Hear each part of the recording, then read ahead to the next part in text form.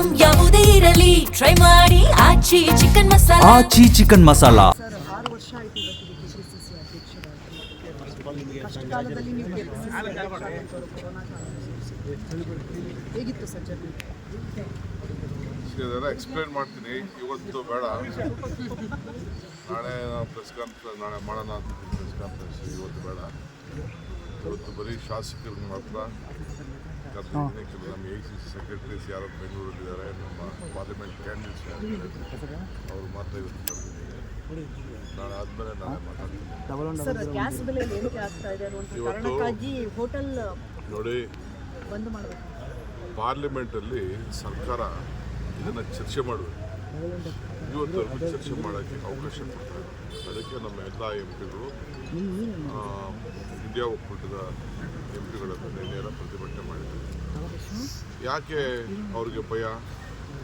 ನಿಮ್ಮ foreign policy ಇವತ್ತಿಂದ ನಾವು ರಾಜ್ಯತೆ ಸಂಬಂಧ ನಮಗೆ ಸ್ಟಾಕ್ ಇಲ್ಲ. ಈಗಾಗಲೇ ಡೀಸೆಲ್ ಬೆಲೆ ನಿನ್ನೆನೇ ಹೆಣ್ಮಕ್ಳು ವರ್ಲ್ಡ್ ವುಮನ್ ಡೇ ದಿನನೇ 60 ರೂಪಾಯಿ ಏರಿಕೆ ಮಾಡಿ ಎಲ್ಲರಿಗೂ ಮಾಡಿದ್ದಾರೆ. MP ಗಳು ಯಾಕೆ ಮಾತಾಡ್ತಾ ಇಲ್ಲ?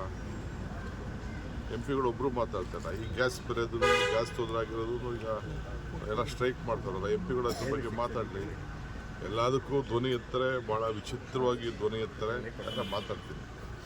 ಆಮೇಲೆ ಗೌಡ್ರು ಕೂಡ ಪಾಪ ಅವರು ಮೇಕೆದಾಟು ಎತ್ತಿನೊಳಗೆ ಮಾತಾಡಿದ್ದಾರೆ. ನಾನು ಅವ್ರ ಪಾರ್ಟಿಯವ್ರಿಗೆ ಹೇಳಿದ್ದೀನಿ, ಅಸೆಂಬ್ಲಿಯಲ್ಲಿ ಈ ವಿಚಾರನ ತೆಗೆದ್ರಿ, ನಾನು ಪಾರ್ಲಿಮೆಂಟಲ್ಲಿ ಮಾತಾಡ್ತೀನಿ. ಅಟ್ಲೀಸ್ಟ್ ನಮ್ಮ ಕಾಲದಲ್ಲಿ ಏನು ಮಾಡಿದ್ದೀವಿ ಅಂತ ನಾನು ಹೇಳ್ತೀನಿ.